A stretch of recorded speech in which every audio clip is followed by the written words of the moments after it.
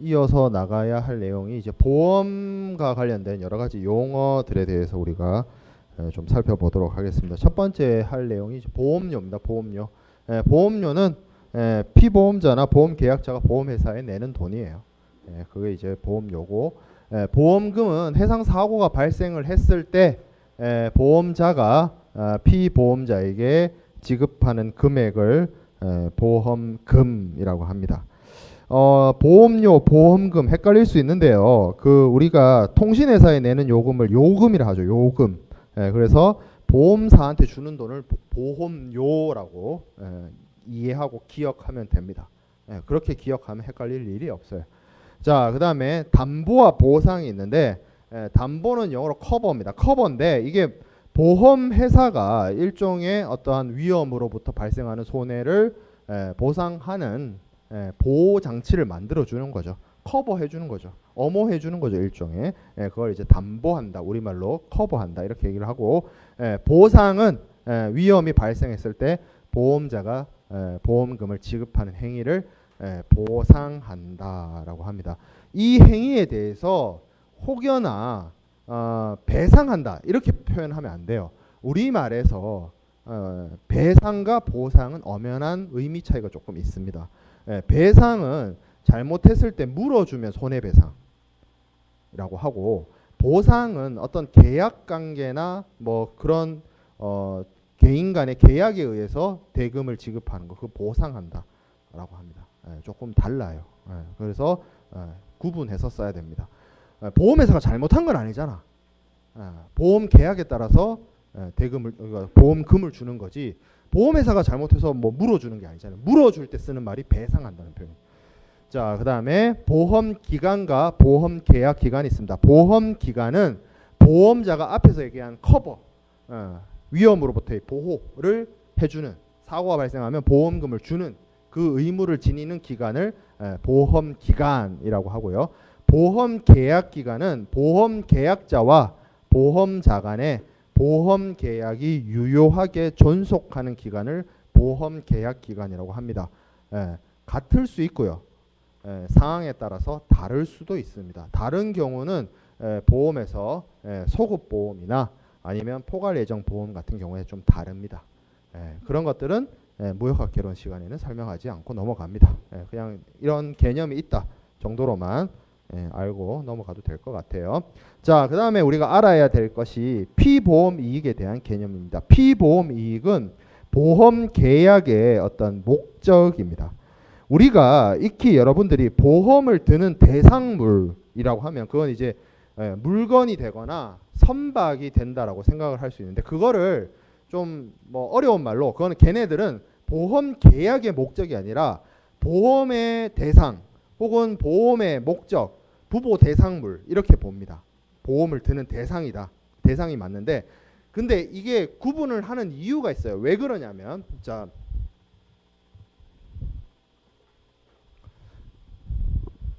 화물이 있어요. 선박이 있습니다. 그러면 이 주인이 있죠. 하주. 그리고 선주. 그러면 이 사람들이 쉽게 말해서 뭐 피보험자가 되는 거죠. 피보험자가 되는데, 보험이란 거는 이 하물이나 이 선박을 대상으로 하는데, 실제로 보험 계약을 체결하는 그 대상은 이게 아니라 이 하물 그 자체, 선박 그 자체가 아니라 하주가 혹은 선주, 그러니까 피보험자가 보험의 대상물에 대해서 가지고 있는 경제적 이해관계, 이게 보험 계약의 목적입니다.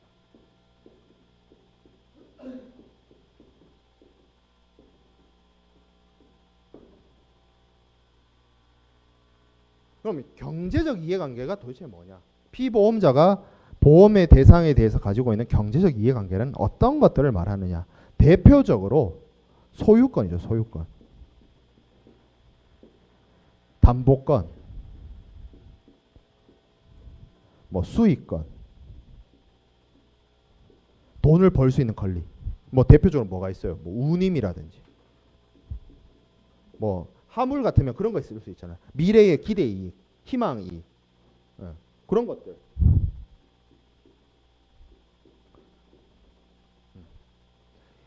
이런 것들이 경제적 이해관계예요.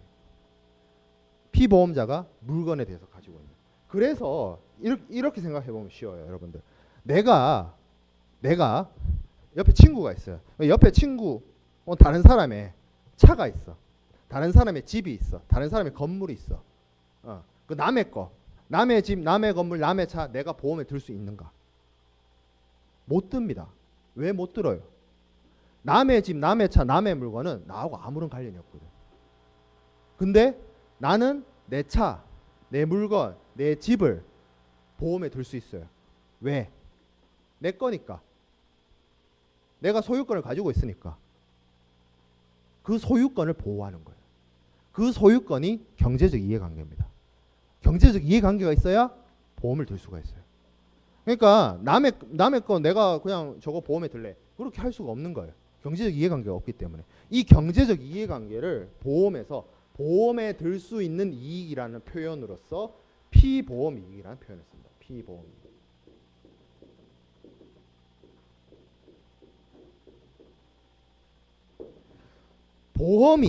보험이 여러분들 어떤 무슨 뭐 절대 무적의 권리 이런 거 아니에요. 보험에 든다고 해서요. 그 물건이 절대 부서지지 않거나 무슨 실드가 씌워져 가지고 모든 사고가 빗나가고 그런 식의 리스크 매니지먼트가 아니잖아요. 예. 보험에 들어도 사고는 납니다. 예. 그러면 사고가 났어요. 그러면 보험회사가 그 물건을 무슨 마법사처럼 사고 나기 이전 상태로 완전히 돌려주느냐? 불가능해요. 그럼 보험회사는 뭐 하느냐? 실제로 내 선박이나 내 화물에 사고가 나면 어떤 상황이 발생돼요? 내가 그 물건이나 그 선박에 대해서 가지고 있는 소유권, 수익권, 담보권 그런 경제적 이해관계가 손상돼요. 내가 가지고 있는 금전적 가치, 금전으로서 계산할 수 있는 어떤 돈의 가치, 물건의 가치, 선박의 가치가 하락합니다. 그러면 그 보험회사가 하는 일은 그 하락한 경제적 가치를 뭘로 한다? 돈으로 보상해 주는 겁니다.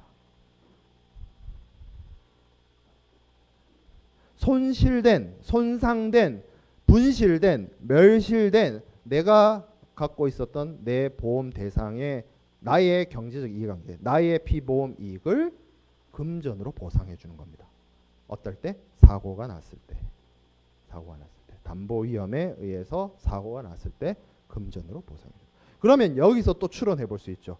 이 그 경제적 이해관계는 뭐가 가능해야 되냐면 돈으로 계산이 가능해야 돼요. 금전으로서 계산이 가능해야 이것의 가치가 100만 원이다. 그리고 100만 원의 가치가 있는 물건을 보험에 들었다. 근데 손실이 났다. 50만 원의 손실이 났다. 그러면 보험회사가 50만 원을 준다는 거예요. 그게 보험의 메커니즘이라는 거예요. 손해보험의 메커니즘이라는 거예요. 금전으로 계산이 안 되면요. 보험을 들 수가 없어요. 예를 들어서 여러분들 길 가다가 내가 돌멩이를 주웠어요. 돌멩이를 주워서 내가 내 집으로 가져왔어요. 돌멩이에 대해서 내가 이 돌멩이에 대해서 앞으로 내가 소유권을 주장을 해요. 예. 근데 이게 이 돌멩이를 금전적으로 계산해 볼 수 있어요. 그 내 소유권을? 없습니다. 물론 예외적으로 뭐 되게 예쁜 수석 같은 경우에 이게 뭐 감정가가 있다든지 뭐 경매가가 있다든지 그러면 그건 얘기가 좀 달라져요. 객관적인 제3자가 매긴 어떤 금전적 가치가 있으니까 그거는 논해야. 근데 내가 그냥 길 가다가 건설공사 현장에 가가지고 이렇게 뭐 자갈 같은 거 한 움큼 주워가지고 이거 내 거야 라고 하면 그걸 남이 인정해 주냐 이거야. 아무도 인정 안 해준단 말이에요. 예. 그거는 그런 것들은 보험에 들 수가 없어요. 예. 금전으로 계산 가능해야 된다. 예. 근데 여기서 말하는 화물의 가치가 있잖아요. 금액, 단가, 선박의 가치가 있잖아요. 예. 이런 것들을 보험에 든다. 그리고 이게 지금 소유권만 있는 게 아니라 뭐 수익권 이런 것들도 있잖아요. 그게 무슨 얘기냐면 이 화물로 통해서 내가 미래에 벌어들일 수 있는 이익 이런 것도 보험에 들 수 있습니다. 선박을 통해서 내가 벌어들일 수 있는 이익 뭐예요? 운임이죠. 선박을 운용하면 내가 운임을 벌죠. 그 운임들에 대해서도 미래에 실현 가능한 이익에 대해서도 보험을 들 수가 있어요. 왜? 나하고 이해관계가 있거든. 나의 피해 보험 이익이거든. 그런 것들도 지금 현재는 없지만 미래에 발생한 수익을 나의 이해관계로 볼 수 있다는 거예요. 예, 그게 피보험 이익입니다. 피보험 이익을 보험에 든다. 자, 그러면 이 해상 보험에서 여러 가지 사고로 인해서 이 피보험 이익에 영향을 주는 사건들이 발생하는데 그런 것들을 이제 해상 위험이라고 이야기를 합니다. Maritime Perils라는 표현을 씁니다. 보험에서는 뭐 위험에 대해서 뭐 해저드나 dangerous 뭐 이런 용어보다는 peril 왜냐하면 이게 손해의 원인이라는 뜻이 있기 때문에 peril이라는 표현을 쓰고요. 이 해상 위험은 크게 한 두 가지 정도로 나누어서 볼 수 있습니다. 항해에 기인하는 위험과 항해에 부수하는 위험이 있습니다. 둘 다 항해와 관련이 있는데요. 항해에 기인하는 위험은 항해를 했기 때문에 발생하는 위험이죠. 그래서 이거를 다른 말로 해상 고유의 위험이라고 합니다. 해상에서 발생하는. 그리고 항해에 부수하는 위험은 그 사고가 일어나는 거는 뭐 해상이라고 할 수는 있지만 반드시 항해를 했기 때문에 발생하는 위험이 아닌 어떻게 보면 뭐 불가피하게 발생하는 위험이긴 하지만 그 해상 사업이 결과에 영향을 절대적으로 미친 것이 아닌 좀 부수하는 것들을 항해에 부수하는 위험, 다른 말로 항해 위험 뭐 이렇게 얘기를 합니다. 해상 고유의 위험, 해상 위험 이렇게 좀 달라요. 해상에서만 발생하는 위험에 대해서는 해상 고유의 위험이라는 표현을 쓰죠. 그래서 해상 고유의 위험에는 어떤 것들이 있느냐? 영어로 이제 peril of the sea라고 하는데 첫 번째로 뭐 자초, 침몰, 교사, 전복 이런 것들이 해당됩니다. 대표적으로. 자초라고 하는 건 뭐냐면 항해 중에 바다에서 딱딱한 암초 같은 데 걸리는 걸 자초라고 합니다. 침몰은 말 그대로 배가 바닷속으로 가라앉는 걸 침몰이라고 하고요. 전복, 뒤집히는 거 말합니다. 그리고 교사는 바닷가에 모래톱이나 뻘 있죠, 뻘. 부드러운데 배가 걸려서 이건 뭐 밀물 썰물 때문에 그런 일들이 간혹 발생하는데 배가 오도 가도 못하는 물이 빠져가지고 그런 상황을 교사 이런 것들에 해당입니다. 그 외에도 뭐 악천후라든지 뭐 그런 상황들을 해상 고유의 위험에 포함시키기도 합니다. 어찌됐든 그런 것들이 있고요. 또 다르게 항해에 부수하는 위험, 해상 고유의 위험을 제외한 나머지 위험들이 어떤 것들이 있느냐? 화재, 불나는 것, 그리고 전쟁, 그리고 해적, 강도, 절도 뭐 이런 것들이 있습니다. 뭐 해적은 바다에만 있는 거 아닌가요? 그걸 그냥 문자 그대로 해적이라고 생각하지 말고요. 어떤 물리적 힘을 이용해서 나에게서 재산이나 생명을 강탈하는 그런 행위를 폭넓게 이해하면 됩니다. 해적이 바다에서 털면 해적이고 산에서 털면 산적이고 강에서 털면 강적이고 뭐 이런 거죠. 그런 거죠. 그런 걸 통해서 내 재산을 뺏기는 거. 나한테 이제 경제적 손실이 오는 거죠. 자, 그래서 있고 뭐 절도 이거 좀도둑 같은 거 말이에요. 절도. 자, 그리고 포획, 납포, 뭐 군주와 국민의 억류, 억지 이건 뭐예요? 내 선박이나 내 해화물이 억류당하는 거, 압류당하는 거, 그런 것들이 다 해상 위험에 포함이 되고 그 외에도 사람이 바다 컨디션이 아니라 사람이 내 화물을 바다 밖으로 던진다든지 배 밖으로 던진다는 뭐 투하라든지 아니면 선원이 선박이나 화물에 대해서 사보타지를 하는 선원의 악행 이런 것들이 있을 수가 있습니다. 그리고 이게 해상보험이라고 해서 무조건 바다에서만 일어난 사건 사고에 대해서 보험회사가 보상을 하는 것이 아니라 그 전체 운송 구간 있죠. 해상 운송을 하기 위한 전체 운송 구간. 그럼 전체 운송 구간이라 하는 것은 바다를 넘어서서 항해를 하기 시작하기 전 육상 구간 그리고 항해가 끝나고 나서 목적지에서의 그 육상 운송 구간까지 이 보험자의 담보 범위가 확장되고 있어요.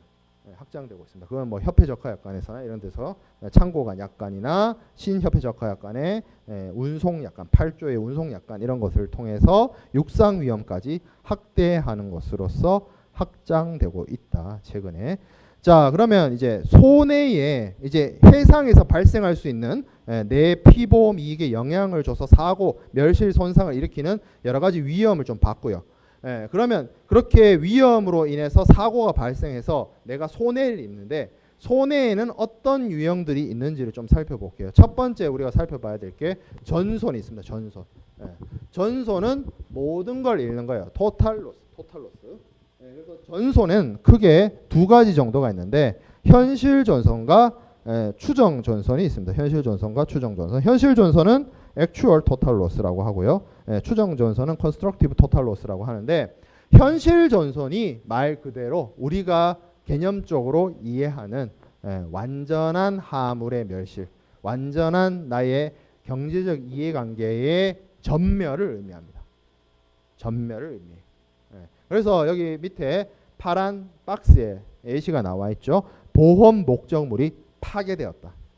상품 가치가 완전히 없어질 정도의 손해를 입었다. 배에 불이 나가지고 배가 다 탔다. 아니면 화물인데 얘가 시멘트예요. 시멘트인데 바닷물이 침범을 해가지고 그러면 이제 시멘트가 바닷물을 만나면 그건 이제 더 이상 시멘트로서 쓸 수가 없죠. 콘크리트가 된 거죠. 그래서 뭐 이런 것들 경제적 가치가 완전히 없어진 거. 자, 그리고 내 뭐 화물이나 내 선박이 포획당하거나 납포당해서 내가 도저히 이제 앞으로 재산권을 행사할 수가 없다.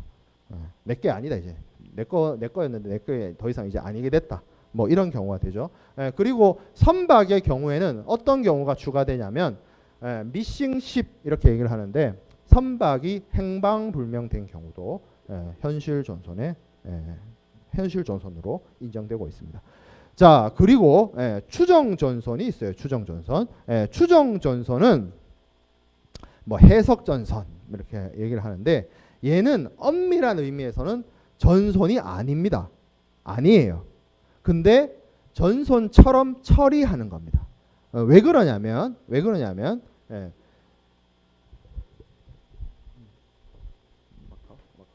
이건가? 자, 내가 100의 가치를 갖고 있었는데 이처럼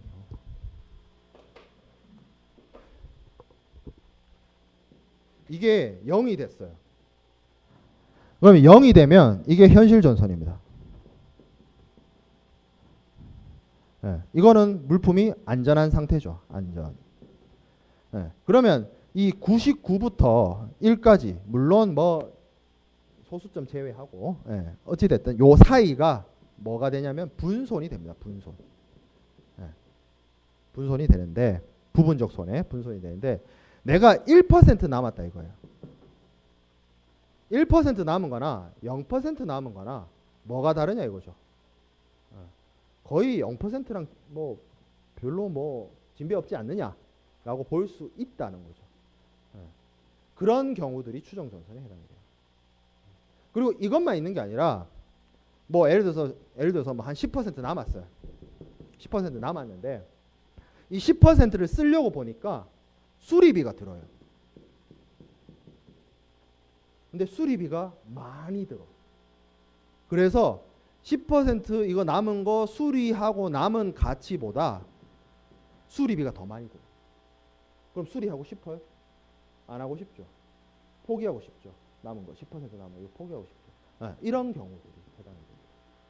이런 상황들, 그러니까 뭐 거의 현실 전손과 진배 없는 상황이거나 수리비가 과도해서 경제적 실익이 없는 이런 상황들을 보통 추정 전손의 상황이라고 보는데, 그러면 이런 추정 전손이 되는 상황이 발생한다고 해서 무조건 추정 전손이 되느냐?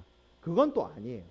그래서 강의 자료를 한번 볼게요. 여기 파란 박스에 추정 전손의 예시들이 나와 있습니다. 첫 번째, 현실 전손이 확실한데 증명할 방법이 없네. 그럼 곤란하죠. 법원에서는 증거가 있어야 뭘 주장을 할 수 있으니까. 자, 두 번째, 보험 목적물이 현실적으로는 전멸이 아니에요. 남았어요.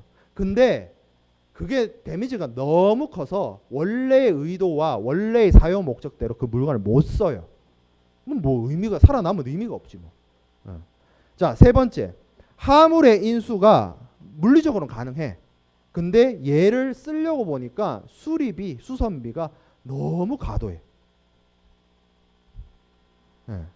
그러면 이건 뭐 실익이 없는 거죠. 수리할 이익. 이런 것들이 추정전선이고, 추정전선은 이 추정전선이 성립하기 위해서 반드시 어떠한 행동이 필요한데 그게 위부입니다. 위부. 어벤더먼트예요. 위부라는 행위를 이런 추정전선이 성립될 수 있는 상황이 발생했을 때 피보험자가 보험자에게 위부에 통지를 하고 거기에 대해서 보험자가 승낙을 하게 되면 보험이 추정전선이 성립이 되고 추정전선이 성립되게 되면 현실전선처럼 전손보험금이 피보험자에게 지급이 됩니다. 그러니까 쉽게 말해서 이 추정전손이란 건 결국 전손은 아니었지만 전손처럼 처리해다는 전손처럼 처리해 줄 것을 요청하는 작업이다라고 보면 되겠습니다. 이 두 가지가 이제 전손에 해당이 되고요.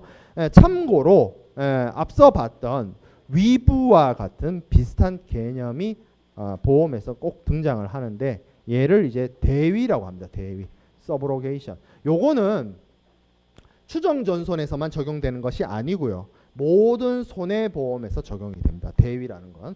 그리고 이 대위가 적용되는 것은 무엇 때문이냐라고 하면 손해보험의 가장 큰 여러 가지 원칙 중에 있는 실손보상의 원칙 때문입니다.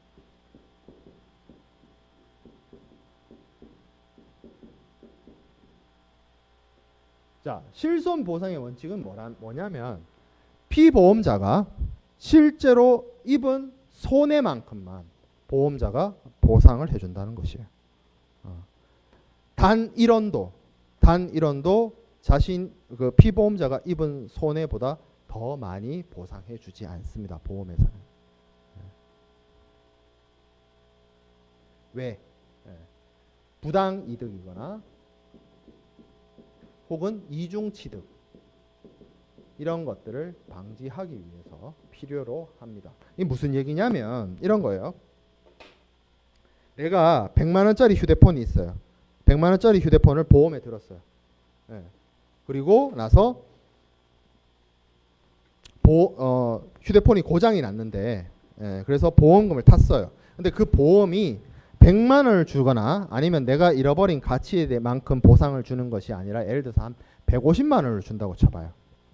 보험을 들었는데 100만 원짜리 물건이 파손됐는데 보험금을 150을 준다라고 한다면 만약에 그런 보험이 있다라고 한다면 여러분들은 모두 다 여기 있는 거의 한 50여 명의 사람들은 어떤 선택을 하느냐? 휴대폰을 부셔버립니다. 뭐 한두 명 예외는 있을 수 있어요. 굉장히 이타적인 사람이거나 물욕이 전혀 없거나 그런 사람들은 그럴 수 있어요. 근데 생각을 해봐요. 내가 100만 원짜리 물건이 있는데 보험을 들었어. 근데 이게 부서지면 150만 원을 준대. 선택을 하죠. 인간은 이기적인 동물입니다.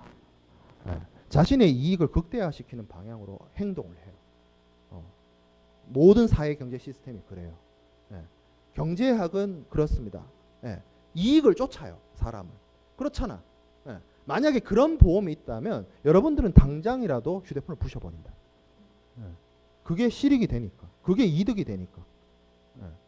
그러면 이 사회가 어떻게 되겠어요? 난리가 나겠죠. 그러니까 그런 보험은 없습니다. 내가 100만 원짜리 물건을 갖고 있다가 50만 원의 손실이 났어요. 그러면 보험회사는 50만 원만 줍니다. 절대 그 이상 주지 않아요. 만약에 보험이 실제로 잃어버린 손실보다 더 많은 보상을 해주기 시작한다면 그건 보험이 아니에요. 그건 도박입니다. 그건 갬블이에요. 그렇잖아. 그걸 왜 보험이라고 해요? 보험회사가 무슨 자선사업단체도 아니고 왜 더 많이 준다는 거예요? 말이 안 되는 거예요. 이 보험이란 사회적 시스템이 존재할 이유가 없어져요. 그렇게 돼버려요. 그렇기 때문에 손해보험에서는 철저하게 실손보상의 원칙이 적용이 돼요. 자, 그리고 이중취득을 방지한다. 이게 무슨 얘기냐면 내가 예를 들어 똑같은 예시를 들어봅시다. 100만 원짜리 물건이 있어요. 근데 이걸 내가 부신 게 아니라 남이 와서 부셔버렸어요. 그럼 내가 보험회사로부터 100만 원 받죠. 그리고 이거 부신 애가 있잖아. 찾아갑니다. 너 고소. 그래서 손해배상 청구를 걸어서 100만 원을 또 받아요. 여기서 100, 여기서 100, 200이 됐잖아요.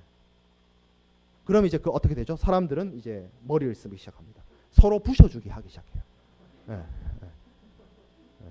요번엔 네 차례 이러면서. 사회적 윤리, 사회적 시스템 다 무너집니다. 그렇게 할 수가 없어요. 그렇게 하면 안 돼요. 예.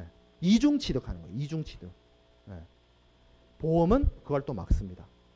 그래서 이 대위라고 하는 시스템이 뭐냐면 대위가 보험자가 피보험자한테 피보험자가 손해가 났어요. 피보험자의 피보험이익, 피보험자의 경제적 이해관계가 박살이 났어요. 손실이 났어요. 그러면 거기에 대해서 보험금을 주게 되면 피보험자가 가지고 있는 잔존물에 대한 가치라든지 잔존물에 대한 가치를 가져가야 전선보험금이 줬을 때 걔는 딱 그만큼만 받아가는 거잖아요. 그리고 보험금을 주게 되면 피보험자가 혹시 다른 사람한테 손해배상을 청구할 수 있는 청구권 이런 것들을 보험자가 가져갑니다. 그게 대위예요. 피보험자가 보험을 통해서 어떤 이중 취득을 하거나 금전적으로 부당 이익을 하는 것을 막는 제도입니다. 실손보상의 원칙에 따라서. 아니 보험 들었는데 좀 더 주면 안 되나요? 라고 할 수 있어요. 아니 그러면 이 손해보험의 시스템이 유지되고 운영할 이유와 목적이 없어지게 된다는 거죠. 그러면 여러분들 생각해 볼 수 있어요. 아닌데 내가 보험 드는 거 보니까 막 여기 보험 들어도 되고 저기 보험 들어도 되고 하면 여기서도 보험금 나오고 저기서도 보험금 나오고 하던데 그건 생명보험입니다. 생명보험은 이렇게 안 해요. 생명보험은 실손보상의 원칙이 적용되지 않아요. 그래서 한 사람을 생명보험을 이 보험회사 저 보험회사 다 들 수 있어요. 그리고 다 보험금 수령할 수 있어요. 그거는 생명보험이에요.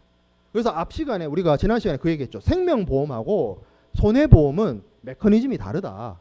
법리가 다르다. 손해보험이 뭐예요? 자동차, 물건 이런 것들은 철저하게 실손보상의 원칙이 적용됩니다.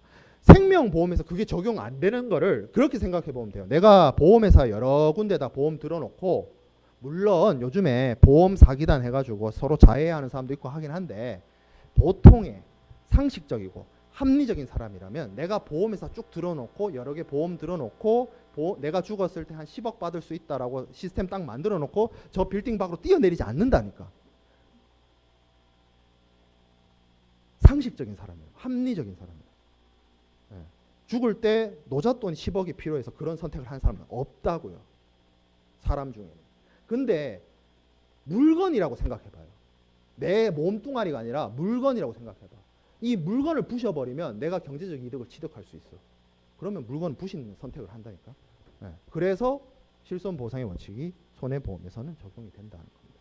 그래서 그러한 이중취득이나 부당이득을 막기 위해서 보험자가 피보험자에게 보험금을 지급했을 때 피보험자가 가지고 있는 제3자 청구권이라든지 잔존물에 대한 권리가 보험자로 이전되는 것을 대위라고 합니다. 대위. 자, 그 다음에 분손에 대해서 배워보겠습니다. 분손은 앞서 설명을 했어요. 손해가 발생했을 때 전손이 아니면 다 분손이에요. 다 분손입니다. 다 분손. 1% 남아도 분손. 99% 남아도 분손. 물론 1% 남으면 이거를 추정전손으로 할 것인지 말 것인지는 그거는 선택에 따른 문제고 기본적으로는 분손에 해당이 돼요. 자, 그러면 분손은 크게 어떻게 나눠볼 수 있느냐? 단독 훼손이 있고요. 공동 훼손이 있습니다. 그래서 단독 훼손은 내 물건이 부분적 손실이에요. 부분적 손해. 반만 잃었다. 뭐 이런 것들 말하는 거고, 이 공동 훼손이 조금 어려운 사항인데, 공동 훼손은 뭐냐면 이게 공동 훼손도 어떻게 보면 이 해상보험만의 어떤 아주 특징적인 법리라고 볼 수가 있는데, 해상 사업을 한다. 선박이 여러 화물을 실어서 운송을 하는 과정 속에서는 이 선박이라는 어떤 운명 공동체에 여러 사람의 이익이 참여하게 됩니다. 뭐 선주도 있을 것이고요. 뭐 그리고 하주도 화물을 하나만 옮기는 게 아닐 거기 때문에 여러 명의 하주가 그 선박의 운항, 선박의 해상 사업에 대해서 여러 사람들의 이익이 공존하게 되는데 이 여러 사람의 이익에 대해서 공동의 위험이 직면했을 때, 공동의 위험이 직면하게 되었을 때 전체의 이익을 위해서 일부를 희생시키거나 아니면 어떤 추가적인 비용이 발생되는 것을 공동훼손이라고 해요. 대표적으로 이런 게 있어요. 선박에 여러 화물이 실려서 가는데 풍랑을 만나요. 그래서 배의 무게를 줄이기 위해서, 풍랑에서 살아남기 위해서 배의 무게를 줄이기 위해서 화물 일부를 바다로 던져버린다거나 아니면 선박의 구조물이나 부속품들을 던져버린다거나 이런 것들이 공동훼손 희생이 됩니다. 전체를 살리기 위해서 일부를 희생시키는 거죠. 배를 위해서 소를 희생시키는 거죠. 네. 그리고 이게 이런 어떤 투하로 인한 손해만 있는 것이 아니죠. 요즘에 일기예보 시스템이 워낙 좋아져 가지고 태풍 올라오고 이러면 다 압니다, 미리. 근데 그렇다고 해서 태풍이 올라온다고 해서 일기예보가 좋아져서 이게 시스템이 좋아져서 태풍이 오는 건 알지만 지금 과학 기술력으로 태풍을 뚫고 지나갈 수는 없어요. 지금의 선박이. 그럼 어떻게 해요? 선박은 태풍을 피하죠. 어디로? 피난항으로 들어갑니다. 그럼 피난항에 들어가면 시간이 지체되죠. 시간이 지체되면 뭐가 발생해요? 비용이 발생합니다. 그리고 이게 뭐 매끄럽게 태풍 오기 전에 싹 피하면 괜찮은데 뭐 이런 여러 가지 과정 속에서 어떤 화물이나 선박에 파손이 발생한다든지 아니면 화물을 피난항에서 내려가지고 보관을 할 필요성이 생겨난다든지 그렇게 되면 수리비, 추가적인 비용으로서 수리비, 뭐 개반 비용, 창고 비용 이런 불가피하게 추가적인 비용이 발생하게 돼요. 왜? 태풍을 피하기 위해서. 왜 태풍을 피해요? 그 선박에 타고 있는 여러 사람들의 이익을 살리기 위해서, 공동의 이익을 위해서. 네, 그런 것들이 공동훼손 비용에 해당이 돼요. 그래서 공동훼손 희생, 공동훼손 비용 이것들이 공동훼손이 해당이 되고 이렇게 희생과 비용을 치르고 살아남는 자들이 있습니다. 풍랑을 피했죠. 태풍을 피했죠. 살아남는 사람들이 있어요. 그러면 이 살아남은 사람들이 희생된 뭐 바다에 던져진 혹은 공동의 안전을 위해서 추가적으로 지출된 돈에 대해서 분담금을 내야 돼요. 전문적인 용어로 엠빵을 해야 됩니다. 엠빵에서 분담 나눠야 될 거 아니야. 추가 비용이 발생했어. 야, 추가 비용 나눴다. 각자 각출해서 걷자. 이거잖아요, 지금. 그게 분담금입니다. 그러면 보험에서는 이 공동훼손을 어떻게 받아들이느냐? 이 분담금 이거 내가 처음에 계획했거나 예측했거나 미리 준비된 돈이 아니죠. 분담금을 내야 되는 상황이에요. 그러면 보험회사들이 분담금을 내줍니다. 만약에 보험을 들었습니다. 공동훼손을 피보험 이익에 대해서 공동훼손이 발생하게 됩니다. 그리고 공동훼손 희생이나 예를 들어서 비용 만약에 내가 살아남은 사람이 아니고요. 그 바다로 던져진 화물의 주인이었다고 생각해봐요. 그러면 이 살아남은 자들이 목적지에 도착해서 나한테 분담금을 주거든요. 근데 이거 분담금 받을 때까지 기다리면 너무 시간이 많이 걸려요. 그래서 내가 만약에 그 투하가 된 화물의 주인이라고 한다면 마찬가지로 공동훼손 희생에 대해서 보험자가 보험을 통해서 보상금을 주게 됩니다. 이게 공동훼손이다. 자, 그리고 앞서도 공동훼손 비용에 대해서 얘기를 했는데 지난 학기에 이제 국제상학 수업 시간에 뭐 이런 이제 거기서도 이제 해상보험에 대해서 이제 뭐 지금 무역학 개론보다는 조금 더 자세하게 설명을 했었는데 이렇게 받아들이더라고. 비용 손해가 왜 손해인지 잘 모르겠다. 그걸 왜 그렇게 생각하는지 저는 의문이었죠. 근데 생각을 해보니까 그렇게 이해할 수 있겠더라고. 목적지에 화물이 안전하게 왔어요. 아무런 부서짐도 없이 아주 안전하게 도착했어요.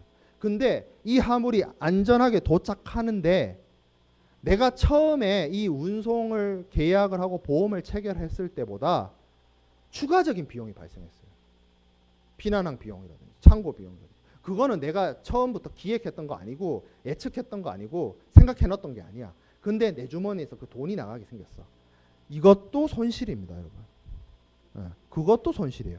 이걸 비용 손해라고 하는 거예요. 비용 손해. 계획했던 돈이 아니야. 나갈 줄 몰랐어 내 주머니에서.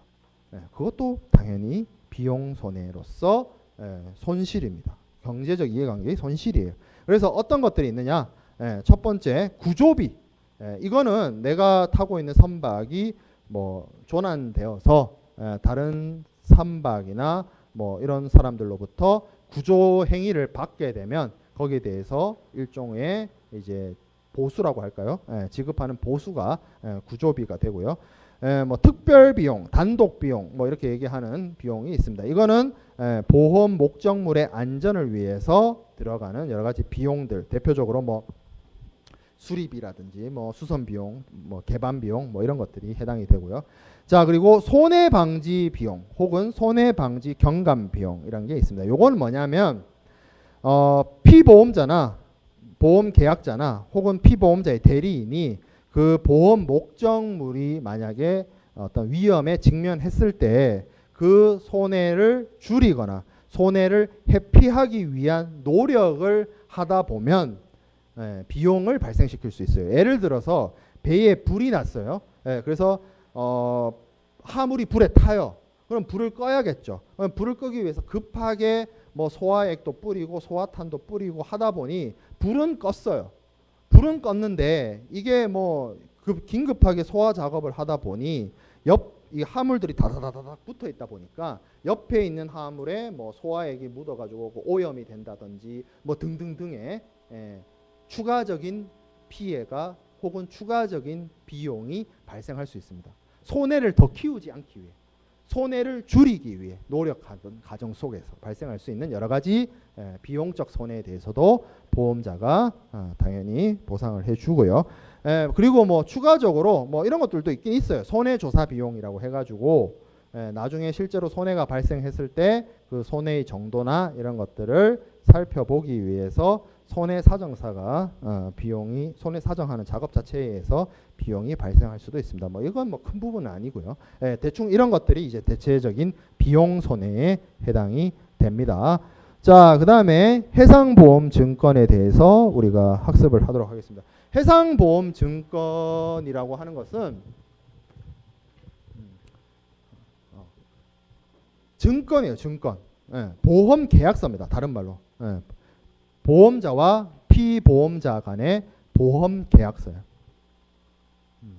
증권이란 게 뭐 주식을 말할 때도 증권이란 표현을 씁니다만 주주의 권리가 있는 뭐 권리권이죠. 그거 이제 증권인데 일종의 어떤 법적인 효력, 뭐 계약의 효력이 담긴 종이 서류를 보통 증권이라고 얘기를 하죠. 꼭 보험이 아니더라도 다른 분야에서. 그래서 뭐 우리 무역에서 뭐 그런 얘기 했었죠. 하한어음을 통해서 이제 상업서류를 취급을 하는데 그때 뭐 뭐 선화증권이라든지 상업송장이라든지 보험증권 이런 서류들이 이제 일종의 증권인데 보험 쪽에서는 그 전에도 물론 해상보험은 존재했습니다만 최초의 어떤 표준보험 증권으로서 사용되어진 게 로이드에서 제정한 SG 팔리시입니다. 이게 1779년에 나왔어요. 굉장히 오래됐습니다. 뭐 한 240여 년 전. 미국이 독립선언을 한 해가 1776년입니다. 그거보다 3년 늦었죠. 그러니까 이게 얼마나 오래됐다는 걸 알 수 있습니다. 이때 이 시기에 최초로 해상보험에 있어서의 어떤 표준증권이 등장을 했습니다. 로이드가 제정한 이 SG 팔리시에서 팔리시는 당연히 증권이라는 뜻이고요. SG는 10, S는 10, G는 구스를 뜻합니다. 그래서 해상보험의 증권이 이때부터 사용이 됐고요. 이게 200년을 넘는 시간 동안 사용이 되다가 1981년도에 와서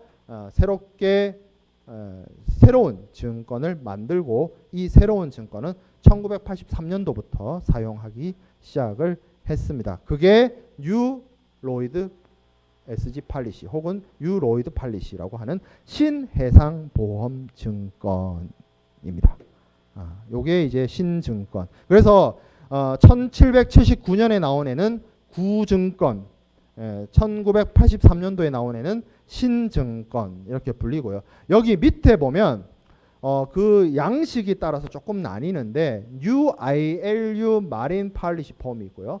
뉴 로이드 마린 팔리시 폼이 있습니다. 이게 내용은 같아요. 같은 보험 증권인데 사용하는 주체가 조금 다릅니다. 왜 그러냐면 보험이란 게 우리 여러분들 지난 시간에 제가 보험 회사에 대해서 그냥 이렇게 대충 우스갯소리로 이야기하고 넘어갔었는데 우리는 보험을 든다고 하면 보험 회사를 생각을 해요. 우리나라 사람들은 그런 것만 경험해봤기 때문에. 근데 영국이나 이런 쪽에 가보면 보험 회사 그냥 개별 이런 주식 회사보다 훨씬 많은 보험 금액을 인수하는 개인 보험업자들이 있습니다. 개인 자격인데 보험업자예요. 그런 사람들을 이제 주로 언더라이터 이렇게 부르는데 그런 사람들이 엄청난 큰 손으로서 움직이고 있고 그런 사람들이 수백 명이 이릅니다. 그리고 그런 사람들의 어떤 일종의 모임을 그 모임이 여기 나와 있는 로이드예요.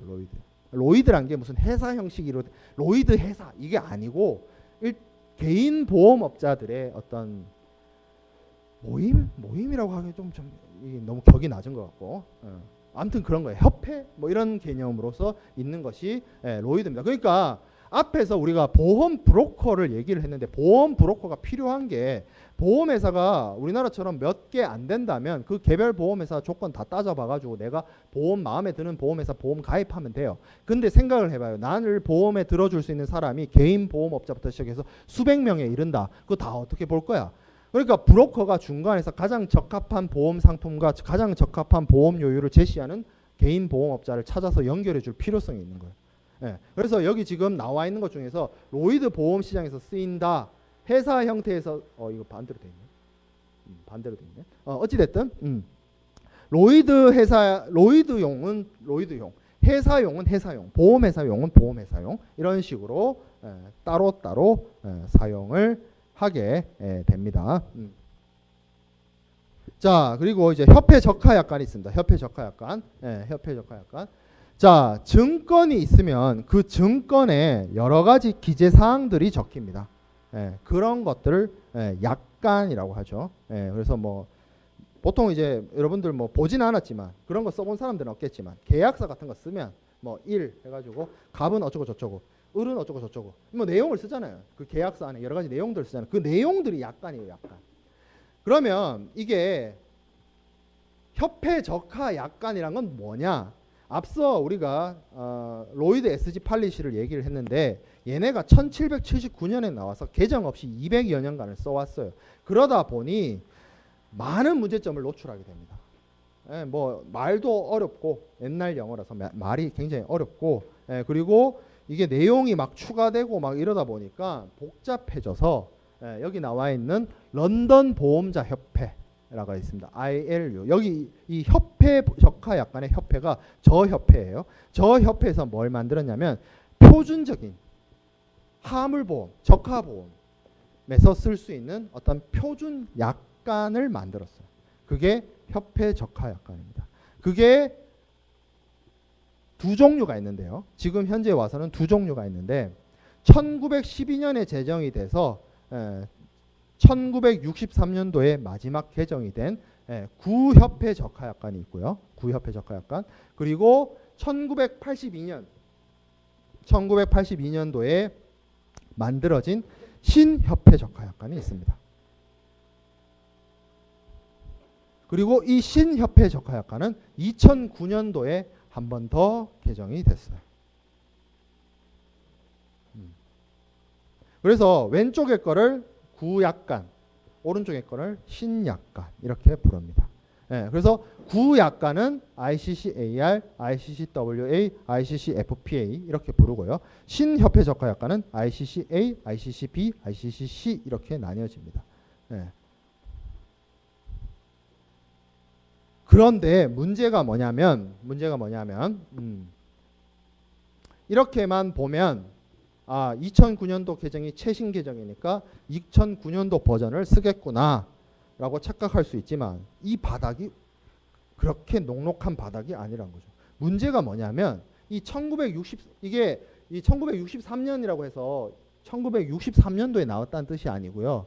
1912년에 나와서 이것도 한꺼번에 나온 게 아니에요. 이게 한날 한시에 태어난 게 아니라서 따로 나왔어요. 따로따로 20세기 초반에 1912년부터 나와가지고 마지막 개정이 1963년도에 됐어요. 1900 마지막 개정이. 근데 이 1963년도 구협회 적하약관을 지금도 써요. 지금도. 그리고 신협회 적하약관도 써요. 어떤 것을 쓰라고 강제하지도 않고요. 이거는 보험 계약을 체결하는 당사자들의 선택의 문제입니다. 보험자의 선택의 문제. 피보험자의 선택의 문제. 뭘 써도 돼요. 크게 문제가 되지 않아요. 구협회 적하약관 썼다고 해서 문제되는 거 하나도 없습니다. 최근에 몇몇 사건에서 제가 뭐 보험 그 계약 내용을 살펴볼 일이 있었는데 부탁을 받아서 이거였어요. 이거 구협회 적하약관 2015년 사건입니다. 쓴다니까 지금. 그래서 골치가 아파요. 2009년도 버전이 오히려 최근에 나와가지고 사람들이 잘 몰라서 잘 안 씁니다. 오히려 옛날 걸 더 많이 써요. 그러니까 이게 문제가 어렵게 되는 거죠. 복잡해지는 거죠.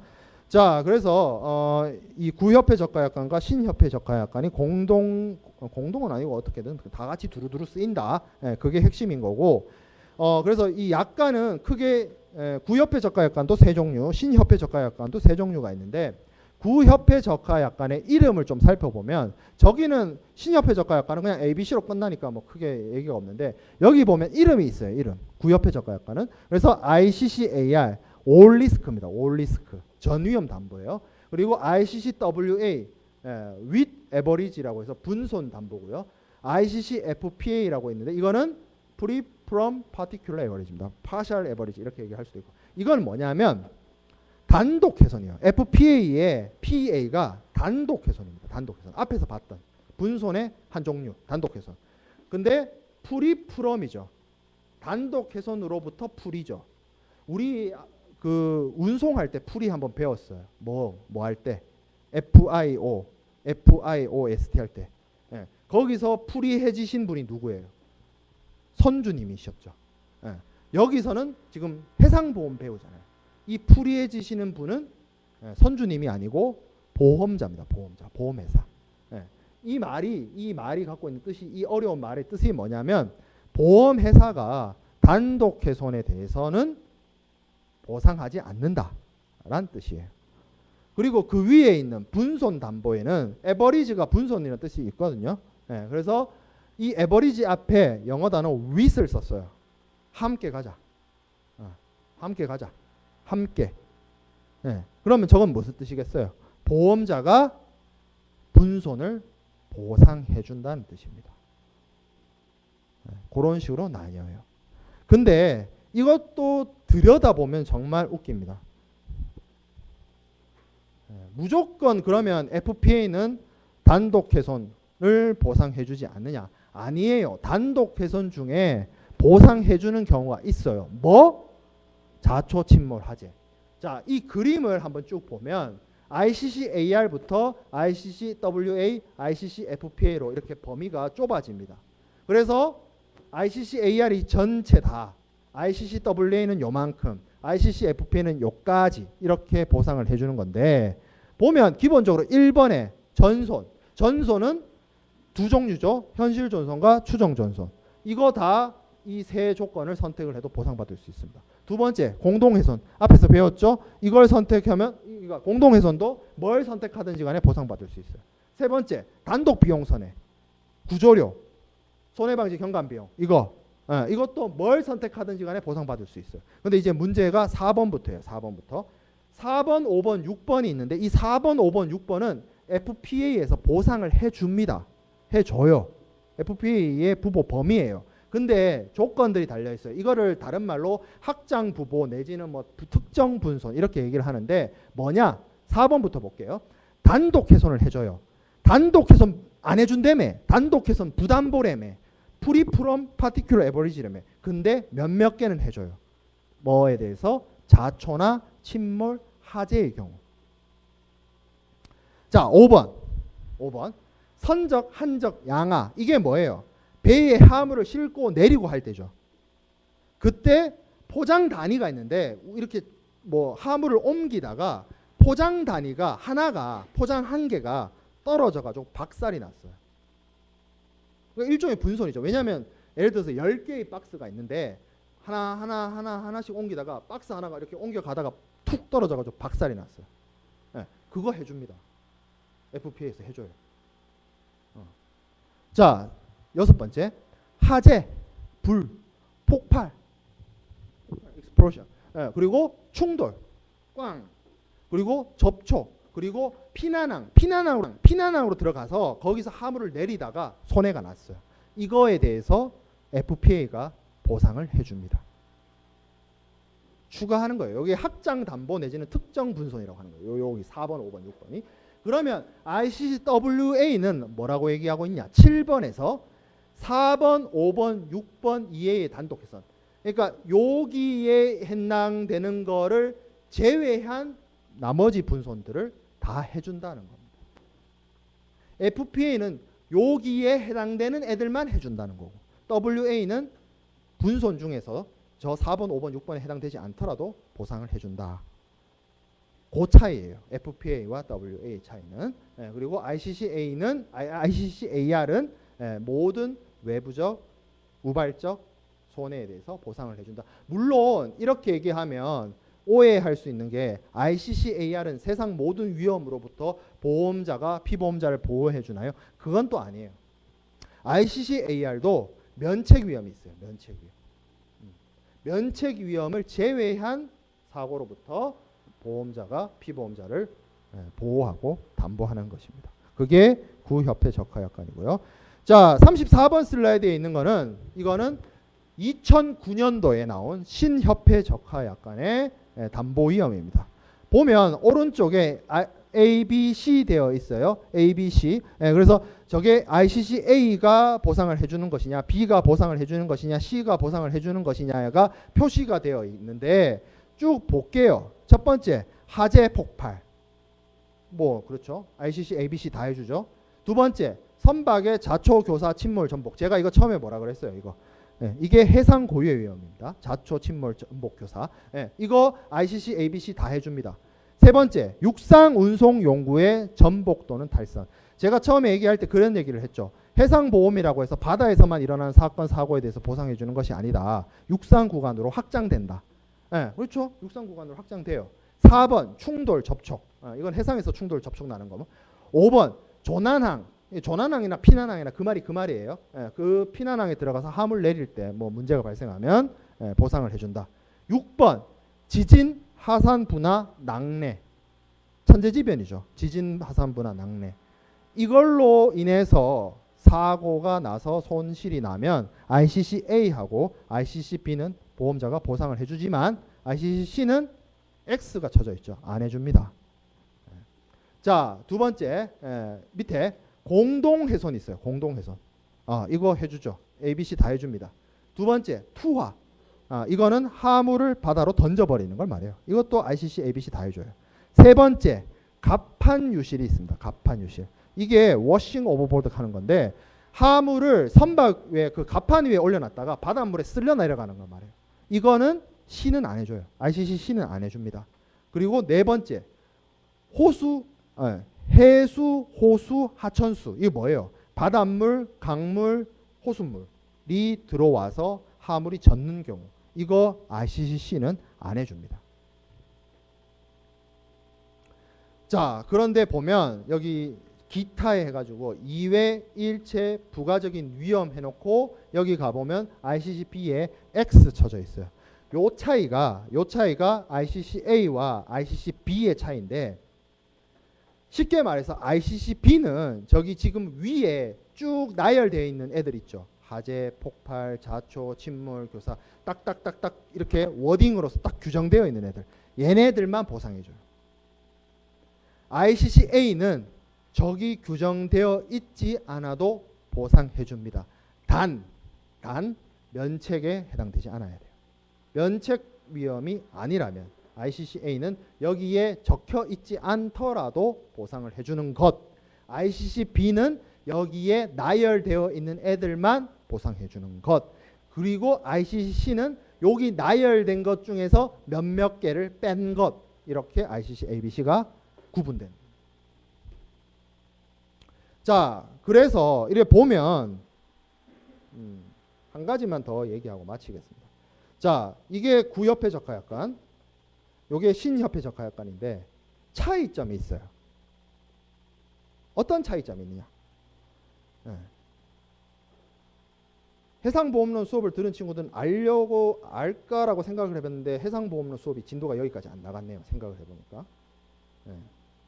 무슨 차이가 있냐면 구협회 적하약관은 구분이 손해의 유형으로 나눠놨어요.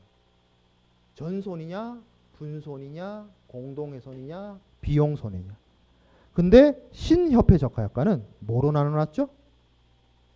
해상 위험의 종류별로 나눠놨어요. 얘가 불 났냐, 지진 났냐. 얘가